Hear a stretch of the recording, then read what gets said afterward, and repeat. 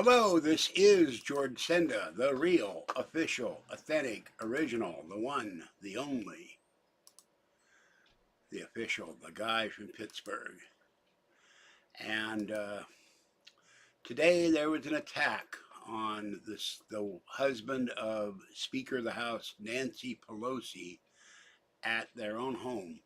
And you have San Francisco where crime's running rampant, where stores are being ransacked and looted, where the police are looked upon with disdain, where historically the police were a mostly loved force in the city. And there's no excuse for this. I am politically opposed to everything Nancy Pelosi believes in. But to go to someone's home, break in through the back way, and they start going mano a mano with a pair of hammers. I'm going, Paul Pelosi, are you you and your wife so against guns that you don't have a gun to protect yourself? So this guy wrenched the hammer out from Pelosi's hand and starts beating him to death with his own hammer. Pelosi's in the hospital having brain surgery. The criminal's in the hospital. Thank you for the San Francisco PD dispatcher and the two brave policemen who tackled this nutcase. But part of this is due to rhetoric. Nancy Pelosi has said that anybody who votes Republican is an enemy. Anybody who votes MAGA is a Trump supporter, is an enemy. And a certain percentage of the population, very small, will take these words, well, you're my enemy, I have to attack you. And that's possibly what this guy did. I'm really so shocked that the Capitol Police, and I had thought for years the Secret Service gives the Speaker of the House protection since the Speaker is third in line to the presidency. There's no protection at her home, even though there's a video camera of the beating.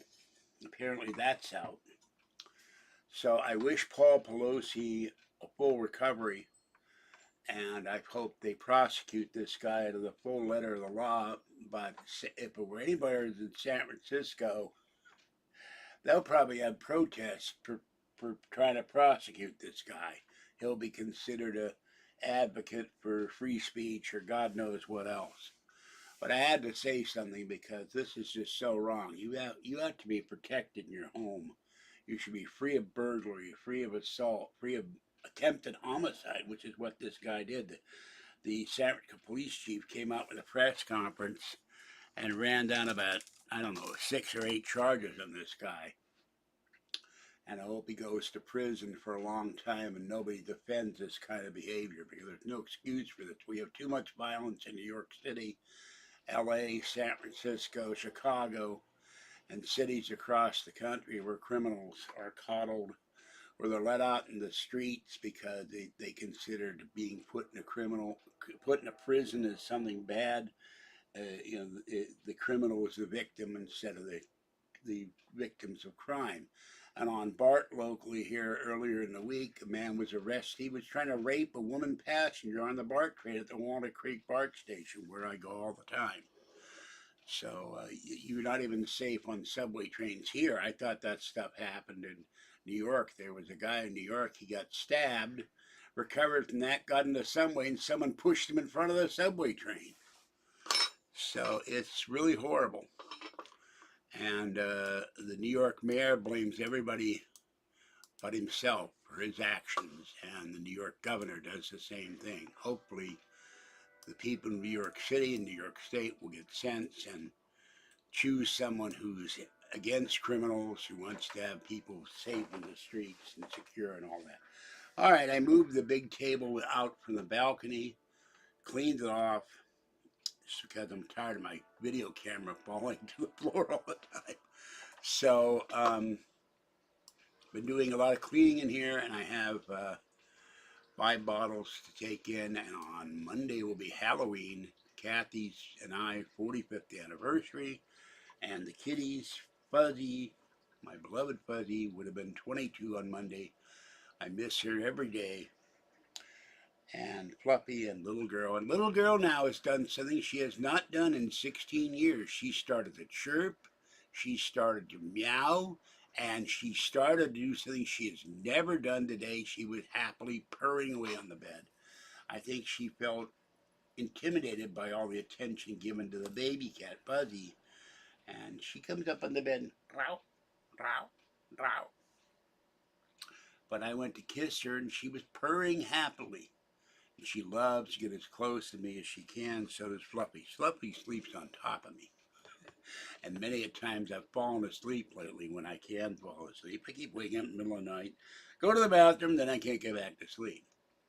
So I'm going to go get cat litter today. And then Monday I'll take the cans and bottles in. Tuesday I go out with Kathy. Wednesday I'm going over to the hospital. I want to have myself checked out.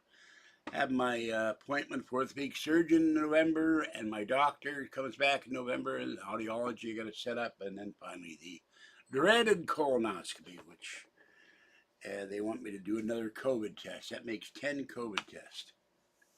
Same day COVID tests. They should have drive-through COVID tests, but you don't have a car. Like a car wash. You just get it over here and they can be sent over. But here it takes 2 or 3 weeks to know the results. Given my lifestyle where I spend, except for cat feeding on the weekends, all my time in the apartment, I only go out to feed the cats, go get my mail, and go shopping. So I don't go out and see anybody. You want to get on the bus, and they're nuts in the bus too. Okay, I just emptied a 22-pound bag of cat food into the container, so that's done. I threw out a whole bunch of stuff, bagged up the bottles, cleaned up in here. This table was filthy. So, my neighbor just came out and she said, "What happened to my flower pots? They were all broken." I said, "Well, you want to know?" Scared the bleep out of me. This guy who lives above me, instead of carrying the sofa bed down the stairs, he threw it over the balcony. It hit the second floor balcony. The whole building shook like an earthquake. That's what killed your flower pots. He said, "I guess I got to pay for those." And he hasn't paid for them. But I left my mother's flower pots and stuff under my neighbor's table. She's got all these succulents all over the place. It's like being in a jungle now. And I said, "Go over there and get get one of those containers so you can plant new flowers." All right, that's it for this one. And I'll see you again next time. I haven't been on live for a long time, but I had to say something. This is criminally wrong and morally and ethically wrong. You don't go try to kill someone and break into their house. And he was yelling, "Where's Nancy? Where's Nancy?" He was looking for Nancy Pelosi, not the husband. But Paul recovers, you better get a gun, because one day one of these guys is going to end up killing you, and that's pretty sad. This is George Senda, the guy from Pittsburgh. Have a great day, a great weekend. It was 6 degrees cooler last night than yesterday. It's getting cold. And stay safe, stay dry, and prepare yourself and protect your home. All right, I'll see you again next time. Bye-bye for now.